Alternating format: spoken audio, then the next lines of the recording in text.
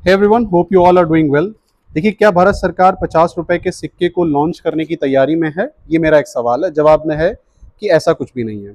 Recently actually Delhi high court में एक petition file की गई और उस पटिशन में ये कहा गया है कि 50 रुपीज़ के कॉइन्स को इंट्रोड्यूस करना चाहिए। ये सवाल पूछा गया गवर्नमेंट ऑफ इंडिया से बेसिकली।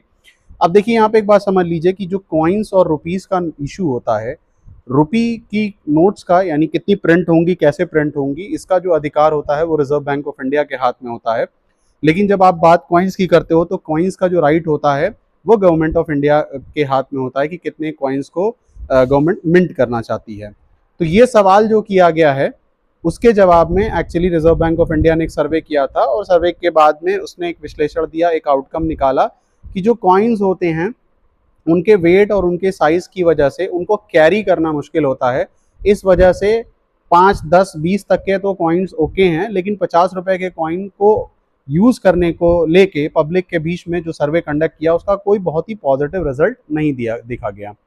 अब देखिए, ये पटिशन जो फाइल की गई थी वो पटिशन इसलिए फाइल की गई थी कि ये माना गया कि जो 50 रुपीज़ की नोट होती है उसकी जो एक्सेसिबिलिटी होती है, स्पेशली उन लोगों के लिए जो विजुअली इम्पेयर्ड लोग हैं, वो कम होती है। तो ये माना गया कि अगर कॉइन को लॉन्च कर दिया जाएगा तो वो ज़्यादा बेहतर रहेगा।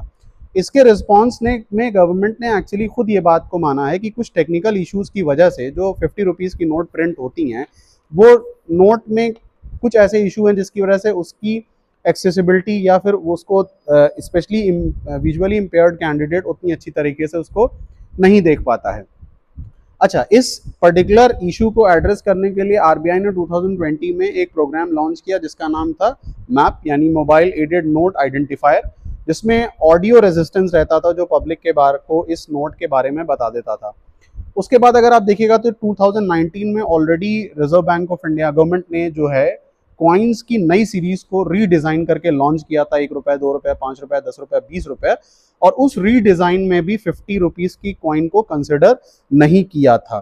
तो कहने का मतलब ये है कि इस टाइप की पटिशंस टाइम टू टाइम डाली जाती हैं, इस टाइप के एड्रेस को इशू किया जाता है जो एड्रेस कॉमन पब्लिक से रिलेटेड होता है।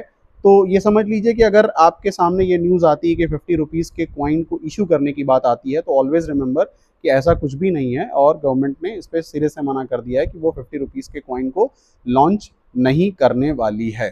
Thank you.